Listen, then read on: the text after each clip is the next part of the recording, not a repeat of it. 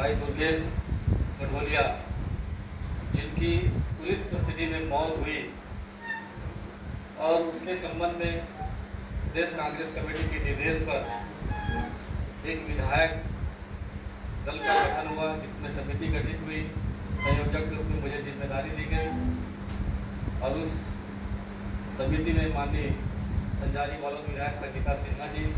पूज्य विधायक आदरणीय भोलाराम साहू जी, आदरणीय उत्तर विधायक ओमकार साहू जी, शरद गोहाना जी, आदरणीय पूर्वी छावड़ा जी,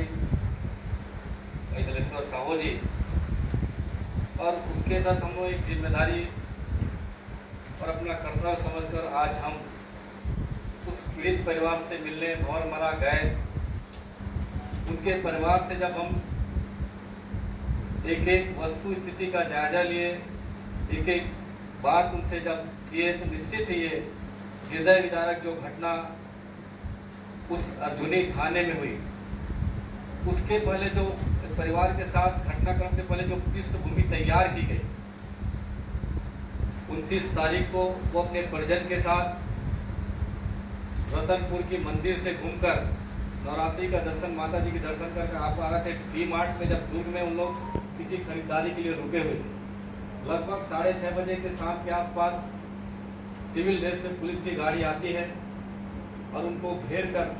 पूछती है कि दुर्गेश कठोलिया कौन था। जब उनका विरोध होता है कि आप क्यों पूछ रहे हैं, किस लिए पूछ रहे हैं, आप कौन हो, तो उनका जवाब होता है कि आप लोग पूछने वाले कौन हैं। तो उनके परिवार से पूछते हैं कि आप लोग कौन है जो पूछ रहे हैं, तो हम लोग पुलिस हैं। तो उन्होंने बोला आई कार्ड दिखाई, आई कार्ड दिखाया, वो दिखा। उसके बाद उनकी पत्नी का विरोध के बाद उनकी पत्नी, उनके बच्चे तीनों को वहीं छोड़ देते हैं और उसके सामने उनको मारते हुए जीप में बिठाकर उनकी गाड़ी की चाबी छीनकर वहाँ से उन लोग उनसे ले जाते, लेकिन उन्हें ये नहीं बताया जाता कि उन्हें कहाँ लेके जा रहे हैं, और उनके बच्चे, उनकी पत्नी को अनाथ वहीं पर छोड़ दिया जाता है। सोचिए कि एक व्यवहार पुलिस की जिम्मेदारी पूर्वक क्या होती है। कम से कम उसके परिजन को भेजने के लिए ले जाने की व्यवस्था तो करनी चाहिए, लेकिन उसे वहीं पर छोड़ देते हैं और वो उठा के उसके ले जाते हैं, लेकिन बताया नहीं जाता उसे कहाँ पर ले गए। वो कैसे भी करके अपने घर तक पहुँचती है, परिवार को पूरी घटनाक्रम की जानकारी देती है और उसके बाद परिवार वाले फिर संबंधित अपने परिवार के माध्यम से, अपने वकील के माध्यम से उसकी पतासाजी करने पर लगते हैं, लेकिन उसको स्पष्ट जानकारी नहीं दी जाती कि उनका पति दुर्गेश कठोलिया कहाँ है। 30 तारीख को वही फिर पुलिस धमतरी की पुलिस लेकर शाम को 7:30 से 8 बजे के बीच भौरमरा पहुँचती है दुर्गेश कठोलिया को लेकर उनके घर निवास पर, और उनके यहाँ पूरी खोजबीन छानबीन होती है एक चीज़ की। लगभग 2 से ढाई घंटा, 3 घंटे तक परिजन के बताने के साथ लगभग 3 घंटे तक वो पुलिस धमतरी की पुलिस और स्थानीय पुलिस वहाँ पर रुकी। पूरे घर के जितने भी कागजात थे, बच्चों से लेकर बूढ़ों से लेकर सभी के कागजात हम लोग वहाँ से लेकर चले गए और परिवार पर दबाव डाले कि आप इसमें दस्तखत कीजिए, हस्ताक्षर कीजिए। नहीं किया। जब उसकी पति उसके माँ बाप से जबरदस्ती हस्ताक्षर करवाकर सहमति लेकर वो लोग चले गए। वहाँ उस परिवार के सदस्य जो मृतक भाई दुर्गेश कठोलिया लेकर आए थे, जब जिस हालात में थे वहाँ पर जिस हिसाब से उनके साथ बर्बरतापूर्वक परिवार के साथ, उसके परिजन के साथ उनके साथ बर्बरतापूर्वक कार्रवाई की गई। वो खड़े थे, लेकिन उनके सामने जो हथकड़ी उनके हाथ में लगी, तो उस बेड़ी के साथ, उस हथकड़ी के साथ उनको मारपीट उनके सामने किया गया। ये परिजन का काम है। जब उन्हें प्यास लगी, हमने पानी देने की कोशिश की, वो गिलास के पानी को भी उसके सामने से फेंक दिया, सिर्फ पानी देने के लायक। तो मैं ये कहता हूँ कि क्या पुलिस को इतना अधिकार है कि वो एक मानवता को भूलकर केवल उसे स्वयं अपराधी घोषित कर उनके साथ ऐसा बर्बरतापूर्वक रवैया कर रही थी। मैं समझता हूँ ये एक इंसान के लिए ये ऐसा व्यवहार करना उचित नहीं होता। फिर भी उनके परिजन, भाई बाप तो बाप होता है, माँ तो माँ होती है, अपने बेटे से मिलने के पास एक उम्मीद था, लेकिन उनके साथ न उनको बात करने के लिए न कुछ, केवल उनके साथ हमेशा जैसे उनके बोला कि हमेशा उनके साथ दुर्व्यवहार किया, उनके परिजन के साथ दुर्व्यवहार किया, और उनके साथ तो ऐसा उनको पानी पीने तक नहीं किया।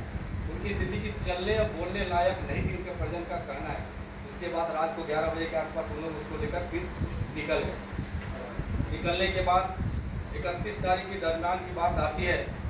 कि रात को 9 बजे के आसपास दुर्गेश कठोलिया को लेकर जिला चिकित्सालय धमतरी लेके गए। वहाँ पर प्रत्यक्षदर्शियों का कहना है कि कि जब दुर्गेश कठोलिया को हॉस्पिटल में लेकर आया गया तो वो मृत हो चुके थे। वो केवल एक औपचारिकता के रूप से हॉस्पिटल में लेकर लाया गया ताकि किसी को शक मत हो कि पुलिस कस्टडी में इसकी मौत हुई। लेकिन कस्टडी में ग्राम और हमारा निवासी भाई दुर्गेश कठोलिया की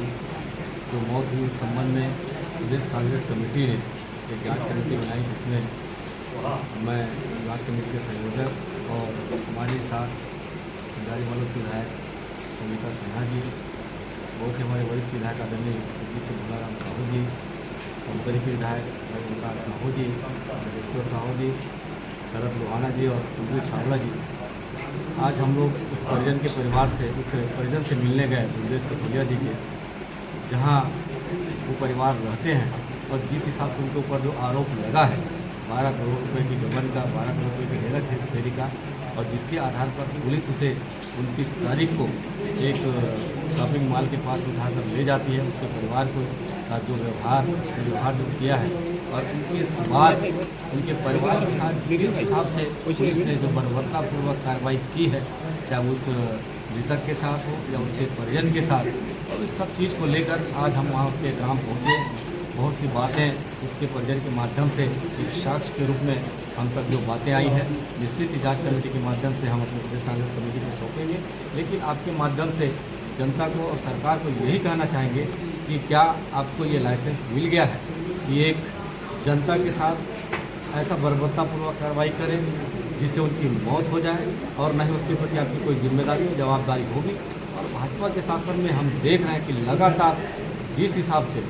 जनता के साथ, आम नागरिक के साथ, चाहे वो प्रशासन में हो ना हो, उनके साथ जिस हिसाब से कार्रवाई हो, इसका प्रत्यक्ष उदाहरण है। चाहे वो बलौदा बाजार हो, छरछेद हो, चाहे कवर्धा हो, चाहे दूसरी घटनाएँ हुई, चाहे हमारे बालोद जिला में 2-3 घटनाएँ हो चुकी। और आज ये राजनांदगांव जिला के ग्राम भौरमोरा निवासी जो अर्जुनी थाने में जिनका पुलिस कस्टडी में मौत हुआ, ये लगातार सरकार की निरंकुशता जिस प्रकार से दिख रही, प्रशासन कहीं पर दिख नहीं रहा है। और यहाँ इस जिले के प्रभारी मंत्री और गृह मंत्री भी हैं, वो आज तक उनके घर तक नहीं पहुँच पाए हैं, क्योंकि 21 तारीख का घटना है और आज पूरे 8 से 9 दिन हो गया है। लेकिन उसकी संजीदगी यहाँ पर दिख रही कि वो इस क्षेत्र के गृह मंत्री होने के बाद भी यहाँ के न सांसद गए न यहाँ के स्थानीय विधायक गए। ये उनकी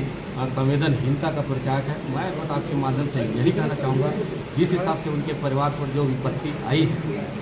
उनके परिवार का एक मुखिया गया है, आज उसके परिवार में उन बच्चों के लिए परवरिश की समस्या, उनके पत्नी के पास रोजी रोटी की समस्या, उनके बूढ़े माँ बाप के पास एक आस होता था अपने बेटे कमा कराएंगे तो उनके परिवार का संचालन करेंगे, कुछ नहीं उनके पास। और जो आरोप लगा है, मैं समझता हूँ थोड़ी बहुत जो भी रही होगी, लेकिन इतना बड़ा आरोप लगा के उस परिवार को केवल और केवल मौत के घाट उतार दिया, ये सुपारी के लिए का मामला हो सकता है। लेन देन की बात बड़ी हो सकती है, जिसके हिसाब से उनके साथ ये दुर्भावनापूर्वक कार्रवाई हुई है। हम तो निष्पक्ष जाँच की मांग करते हैं और उसके परिवार को कम से कम अभी आर्थिक क्षति के रूप में 50 लाख